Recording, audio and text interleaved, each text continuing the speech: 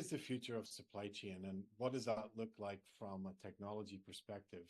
I think it is the sentient supply chain. I think it is the supply chain that thinks and breathes and lives. It understands all aspects of the data that it's consuming and is able to optimize around that data. It's all seeing because it's connected to every single node and every single piece of your supply chain.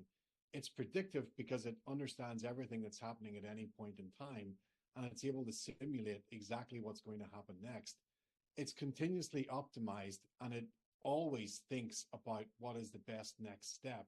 So it doesn't have to wait for things to happen. It's watching everything as it's happening and then optimizing around the next step. And then it is cognitive, it's learning, it's understanding. It's no longer thinking about a spreadsheet and the comparative of that spreadsheet or a table.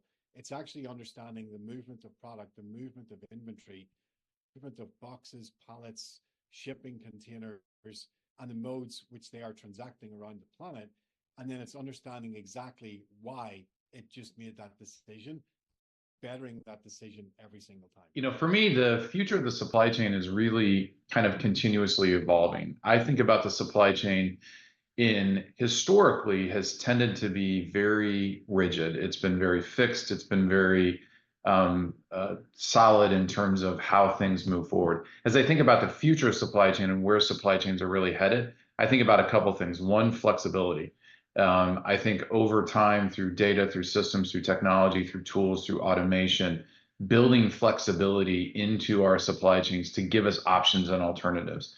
I think about predictability, our ability to foresee an event that's going to occur, understand that impact, where that impact is going to happen, and then leverage our flexibility inside our supply chain to make different decisions, to be able to best optimize both our workforce, our inventory, all of those things that go along with the movement and the flow of goods throughout the supply chain.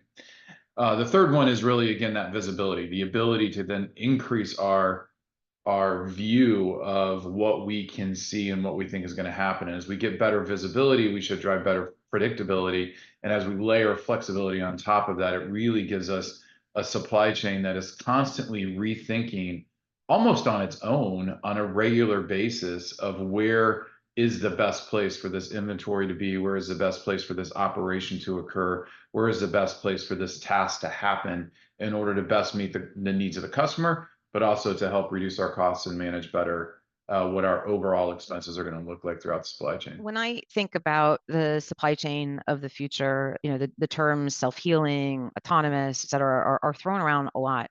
But I think in terms of just trying to really crystallize the concept, for me, it's really about having technology that's able to support the strategy of the business and delivering the physical product to the point of the customer at the right time, in the right place, in the right way, at the most cost-effective and, quite frankly, environmentally friendly as well approach.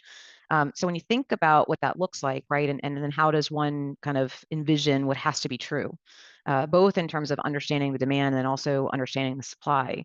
You know, there is a need in terms of making sure that there's compute power that truly understands and this whole concept of the digital twin, right, of what does the physical world really look like? What are the options in terms of being able to optimize what that looks like in the delivery, being able to identify alternative options that may not necessarily be, I'll say, contracted within your network, and what does that look like, and what does the time frame look like? It's about being able to anticipate what may happen with greater, I would say, precision than we perhaps do today.